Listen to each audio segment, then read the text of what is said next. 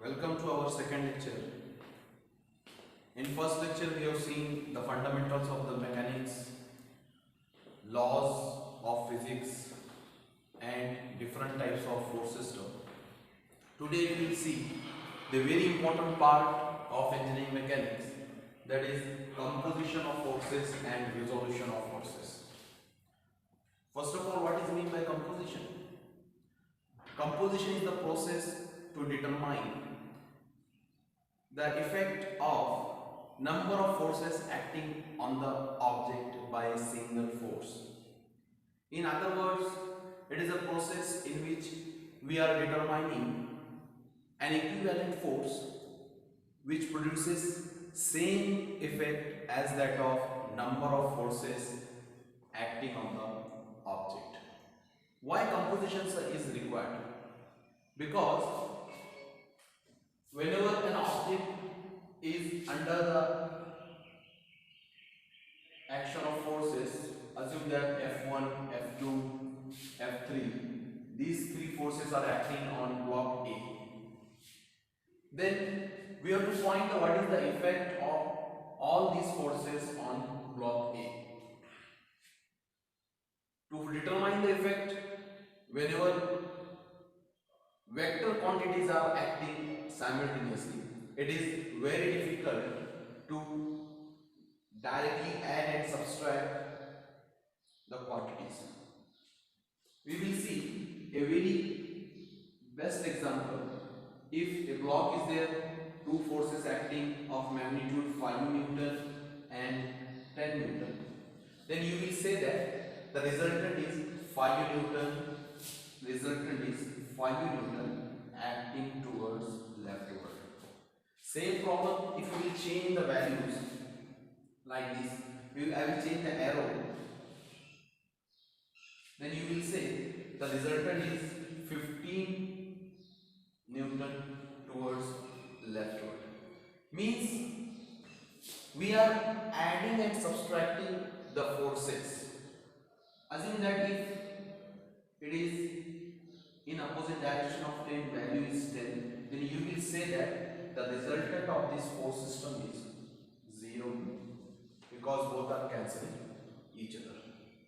It is very easy to add and subtract when two forces are along the same line, collinear forces like this. But if another force of 20 Newton is acting, now it is very difficult to determine the resultant of these three forces. That's why whenever the vector quantities are not along the same line, then we have to use some other methods to determine the resultant of the forces, because the resultant is very important. The final effect of all the forces acting on the object is depend on the direction of resultant of that force system. So the determination of the resultant is called as a composition of the forces. There are different methods to determine the resultant of the force system. There is one method that is called as parallelogram principle.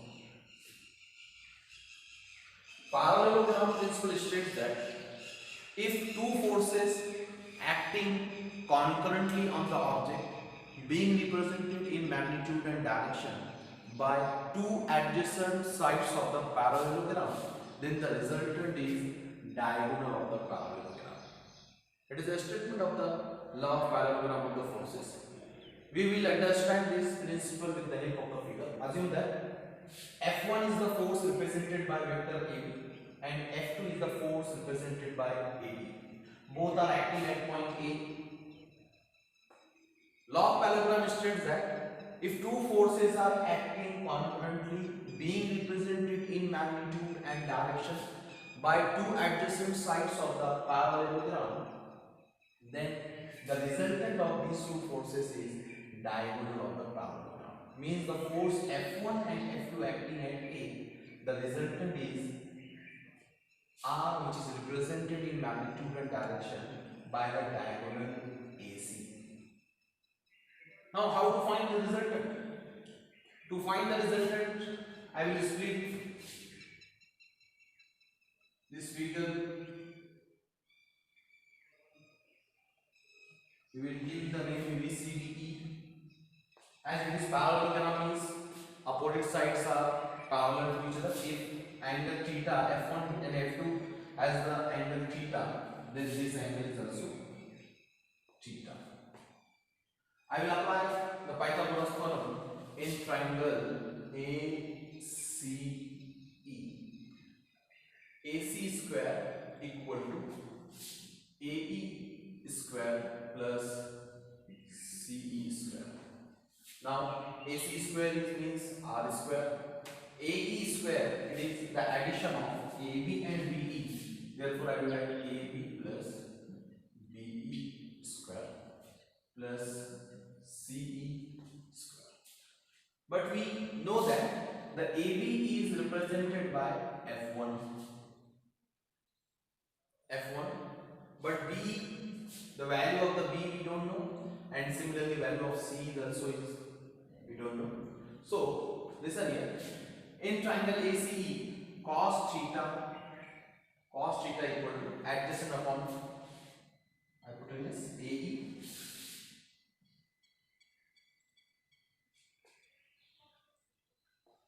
in triangle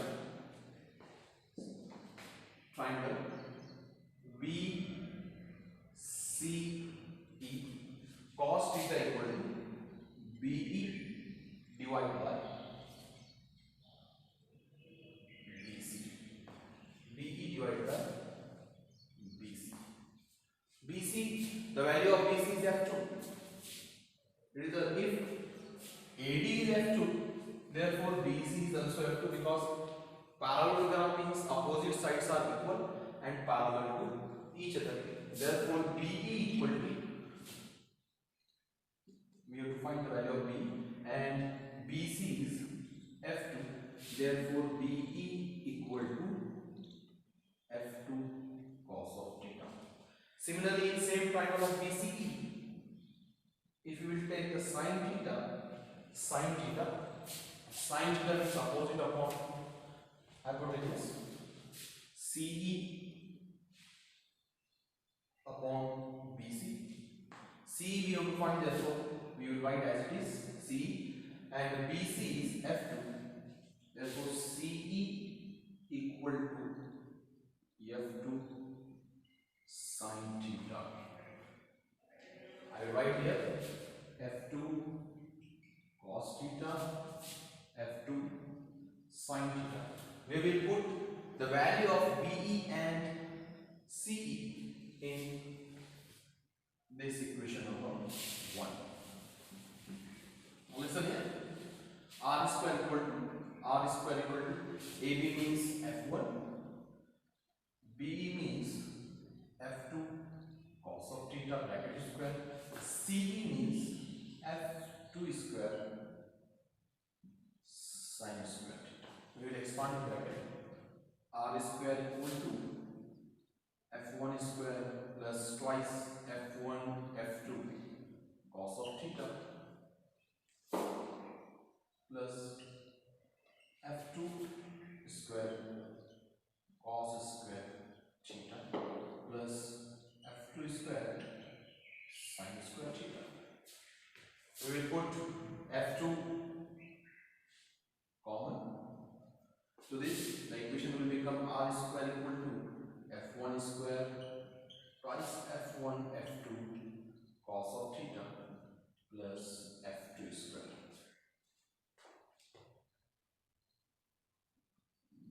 If I have to find only resultant, then R equal to, I will take the under root on both the sides. R equal to F1 square plus twice F1 F2 cos of theta plus F2 square.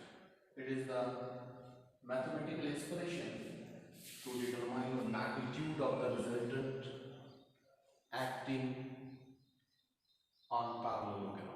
Means if two forces are acting as two adjacent sides of the parallelogram, then the resultant can be found as R equal to under root of F1 square plus twice 1 F1 F2 cos of theta plus F2 square. It is a magnitude. If I want to find the resultant of the arc, assume that this resultant is represented by alpha. Alpha is the resultant. So we will see in triangle AEC,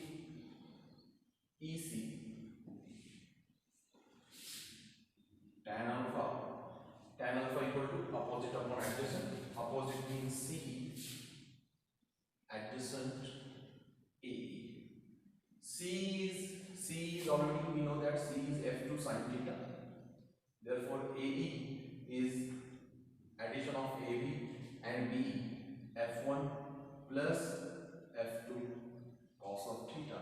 Therefore alpha equal to tan inverse F2 sin theta divided by F1 plus F2 cos of theta.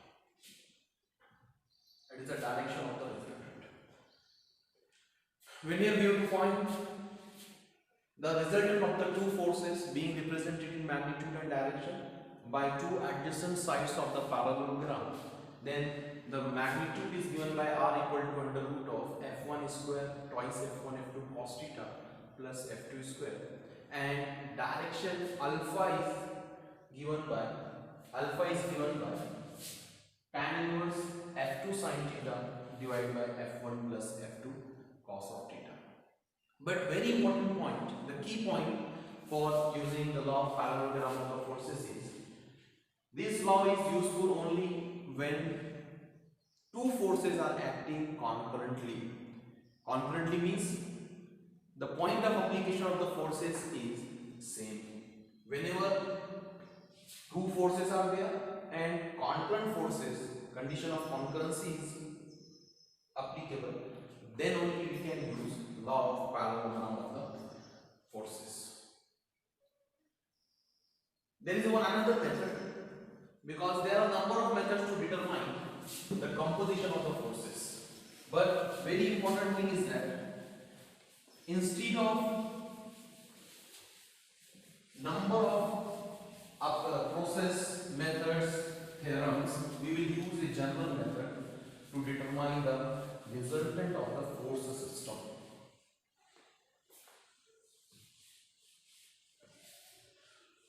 So to have a look on general method to determine the resultant of the force system, means this method is applicable to n number of forces, whether the forces are 2, 3, 4, no issue, we can use very easy to determine the resultant of the force system.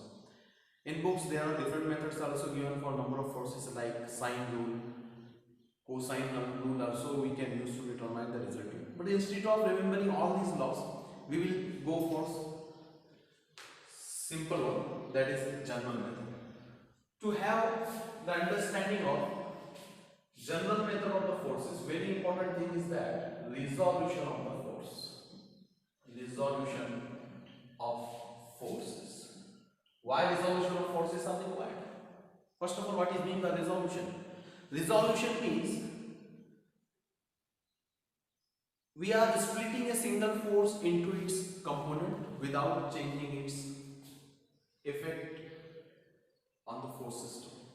It is the reverse of the composition of the force. In composition of the force, we are finding the single force which produces same effect as that of number of forces.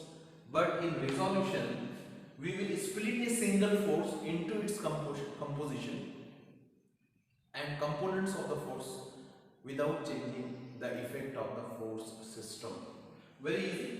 Assume that force F1 is acting on point A, having angle theta.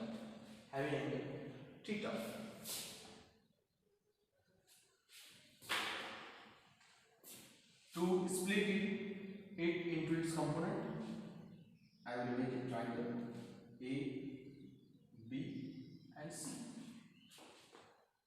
Now listen here, in triangle ABC, cos theta equal to AC divided by and AB is force F. Therefore, AC equal to AB cos of theta. Therefore, AC equal to F cos of theta. AC equal to F cos of theta. Similarly, if you apply the sin theta equal to opposite BC upon AB. Therefore, BC equal to AB sin theta and AB is F. Therefore, BC equal to F sin theta. AC is F cos theta and BC is F sin theta. These are the two components acting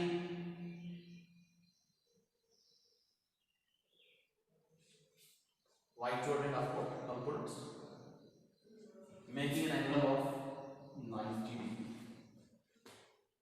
We know that to determine, assume that F cos theta and F sin theta are two components, two forces which are acting perpendicular to each other. Means perpendicular to each other means if we will use law of parallelogram of forces, R equal to under root of F1 square plus twice F1 F2 cos of theta plus F2 square. Now if we put here theta, the angle between the force F1 and F2 means force first and second. Here F cos theta, F sin theta angle is 90 degree perpendicular to each other. If you will put this 90 degree instead of theta, then cos 90 is 0. Cos 90 0. Therefore, R equal to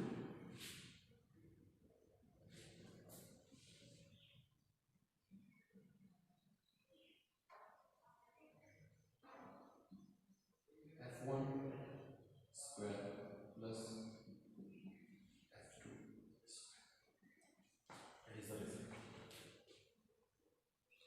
If you will put F1 square and F2 square values, F1 is F cos of theta square and F2 is F sin of theta square. Therefore, the R equation of R will become F square common in both cos square theta plus sin square theta. Cos square theta plus sin square theta is 1. Therefore, R equal to under root of F square, that is equal to F. It is very important point.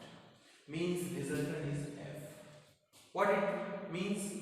The forces F cos theta and F sin theta combinedly producing the same effect as that of force F.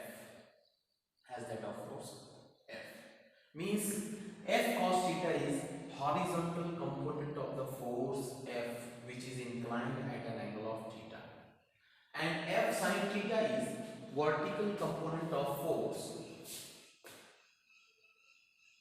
F which is inclined at an angle of theta. In simple language, we will see if any force is inclined at some angle. Assume that this force F is inclined at an angle of theta, then it can be split into its two components. One will be horizontal and another will be vertical. The magnitude of horizontal force will be F cos of theta and magnitude of vertical component will be F sin theta.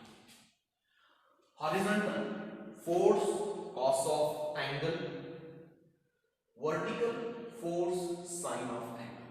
It is a part of the magnitude, and direction of these two components depends on the quadrant in which force is acting. The very important point, because the force is a vector quantity, and for vector quantity we require magnitude as well as direction. So why it is rightward, why not leftward? It is rightward because the force F is in first quadrant. We know that the quadrant of the forces, it is first, second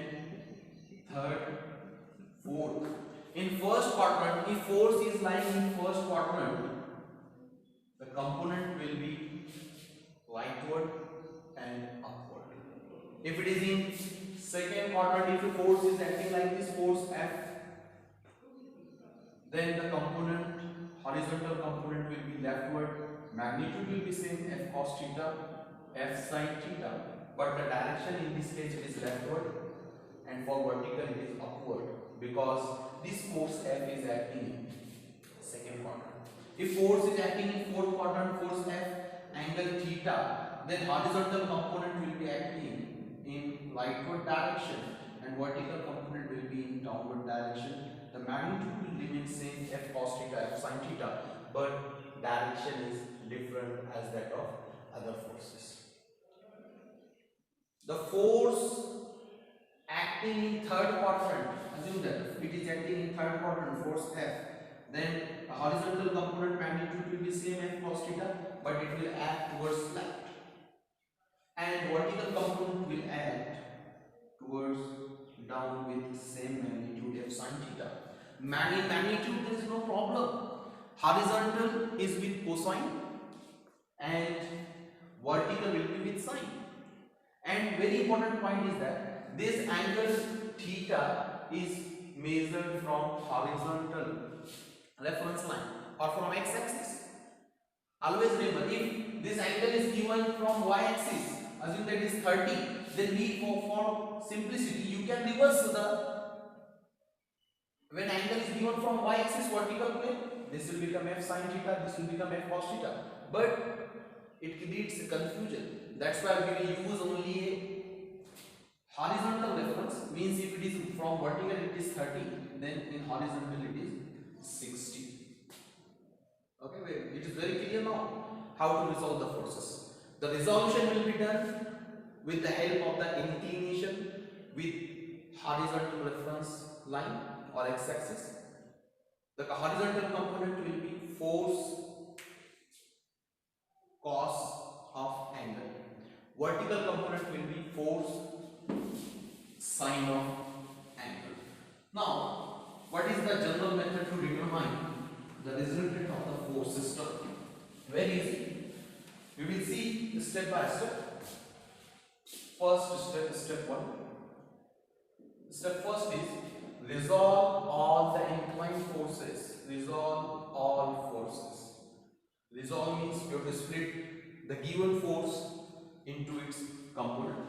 We will see in figure. If force F1, F2, F3, F4, F5, these 5 forces are acting. Then we have to resolve all the inclined forces. It is the first step. Resolution is very simple.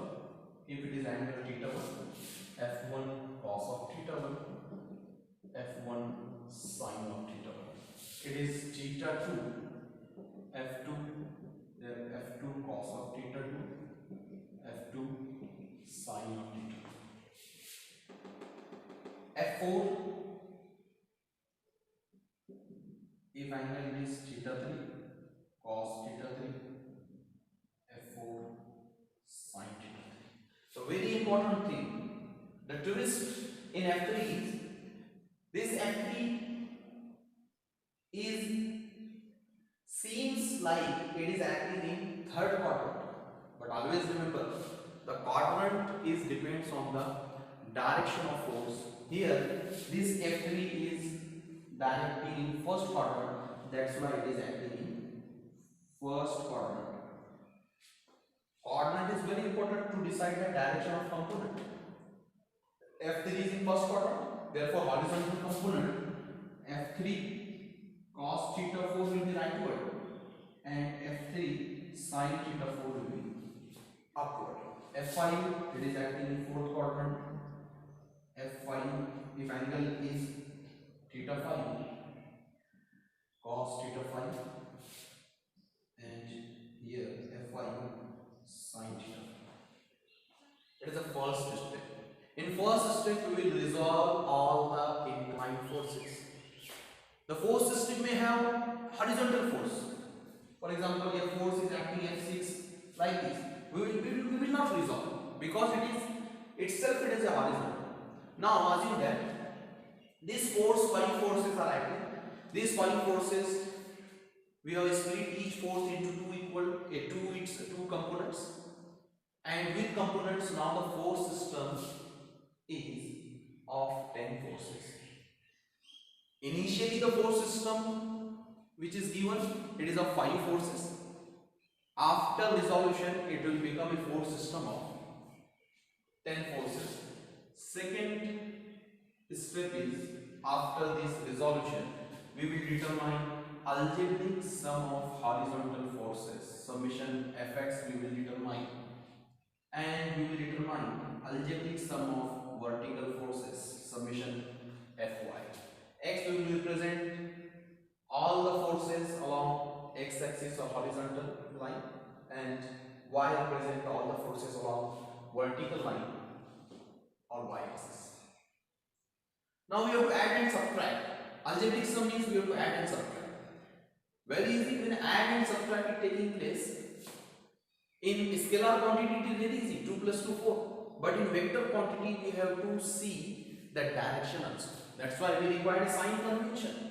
Sign convention is very important.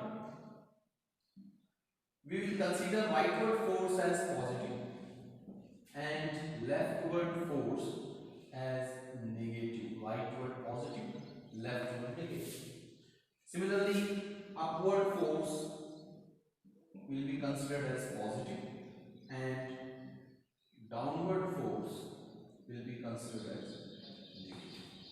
Now in algebraic sum we will add all the component of the forces. The very important thing is that while taking the algebraic sum of x-axis horizontal forces or vertical forces, we have to only consider the components. Means here we will consider f1 cos theta 1. We will see its direction. Its direction is rightward, therefore it will be considered as positive. Then f2 cos theta 2, it is leftward, it will consider as negative. Then f3 cos theta 4, it is rightward, therefore it is positive. Then f4 cos theta 3, it is acting towards leftward, that's why it is negative. And at the last, f5 cos theta 5, it is rightward. It is rightward, this component is rightward, that's why it is considered as positive. It is algebraic sum of horizontal forces. Similarly, algebraic sum of vertical forces, f1 sin theta 1, it is upward. According to our sign convention, we have decided which one taken as positive, which one taken as negative. Upward will be positive, downward will be negative. Sin theta 1 is upward, it is positive.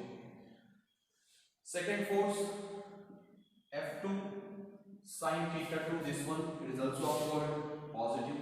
Third force, f3 sin theta 4, this force, it is upward, positive. f4 sin theta 3, it is downward, negative. And at the last, f5 sin theta 5, this force, it is downward, that way it is negative. It is second step, algebraic sum of all forces which is acting along x direction, along y direction. Now what is this? This fx and fy are two forces which are mutually perpendicular to each other. What is fx? This summation fx is representing the effect of all horizontal forces in the force system, and this summation fy is representing effect of all vertical forces in the force system. It means that initially the force system which has only 5 forces, after first step resolving all the forces, that force system converted into 10 forces, and with the help of summation fx and summation fy, again that force system becomes two force system. One is summation Fx and another is summation Fy. Both are mutually perpendicular to each other. Both are mutually perpendicular to each other means the angle in between them is 90 degree. And we know that whenever two forces are acting at a point, if you will use law of parallelogram of forces, resultant R equal to under root of F1 square twice F1 F2 cos of theta plus F2 square. So here theta between summation Fx and summation Fy is 90 degree, cos 90, 0. Therefore R is equal to under root of summation Fx square plus summation Fy square. It is the resultant of the force system. And if we will find the direction of resultant, tan inverse of mod summation Fy divided by summation Fx. It is very important formula. Now, the given force system with the help of this formula is converted into a single force, and that single force is called as a resultant of the force system. I will repeat the step. The first step is resolve all inclined forces in the given force system, horizontal and vertical components. After resolution of forces, determine the algebraic sum of horizontal forces, determine the algebraic sum of vertical forces with the help of sign convention. Sign convention is very important. We have written here. Rightward force considered as positive, leftward as negative. Upward force will be positive and downward force is negative. After completing this summation Fx and summation Fy, we will use this formula R equal to under root of summation Fx square plus summation Fy square to determine the magnitude of the resultant. And direction of the resultant is given by alpha equal to tan inverse mod of summation Fy divided by summation Fx. But very important question is, in which quadrant this resultant is acting? The decision of quadrant of the resultant is depend on sign of summation Fx and summation Fy. If summation Fx is positive and summation Fy is positive, then we will see the quadrant. In which quadrant both are positive? In first quadrant summation Fx is positive and summation Fy is positive. If summation Fx and Fy both are positive, then it means that the resultant R is acting in first quadrant. If summation Fx is negative, summation Fy is positive, means Fx is acting towards leftward, negative means leftward, horizontal, negative means leftward, and vertical, upward. We will see the quadrant. In second quadrant, vertically is upward, horizontal is leftward. That's why the resultant will be acting second quadrant. If in some numericals summation Fx is positive, Fx positive means it is acting towards right, and summation Fy is negative means it is acting towards down. Then in fourth quadrant, horizontal is positive and vertical is negative. That's why resultant will be acting fourth quadrant. If both are negative, it means that horizontal summation Fx is towards leftward and vertical is acting towards downward. So resultant will be acting in third quadrant. These are some fundamentals. Now no need to remember sine rule, cosine rule and other principles to determine. Even though if two forces are acting concurrently, you may use this method instead of law of parallelogram of forces. Law of parallelogram force will also give you the resultant, and this method is also give you the resultant. It is a generalized method which is applicable to any number of force and any type of the force system. It is very important. Now we will summarize today's lecture. When two forces are acting, to determine the resultant we will use law of parallelogram of forces. But when number of forces are acting, we will use this general method to determine the resultant of the force system. First step is resolve all the inclined forces. All the inclined forces with the help of sine and cos. With horizontal there will be the force cos of angle, vertical force sine of angle. After the resolution, we will determine the algebraic sum of horizontal forces summation fx and algebraic sum of vertical forces summation fy. After this, for finding summation fx and summation fy, the very important thing is sign convention. We will consider rightward force as positive, leftward force as negative, upward force as positive, downward force as negative. After completing this summation fx and fy, it is very simple to determine the resultant of the force system with the help of this expression r equal to under root of summation fx square plus summation fy square. To have the inclination of resultant, alpha is equal to tan inverse mod of summation fy divided by summation fx. This mod we are using for to eliminating the negative sign, because from sign you can decide the quadrant. Then after decision of the quadrant, no need of the negative sign. Therefore, we will put this summation fy divided by summation fx into mod. So we will see the numericals in next lecture. I hope you are enjoying this lecture. If you have query, then you can mail me or you can use WhatsApp. Thank you.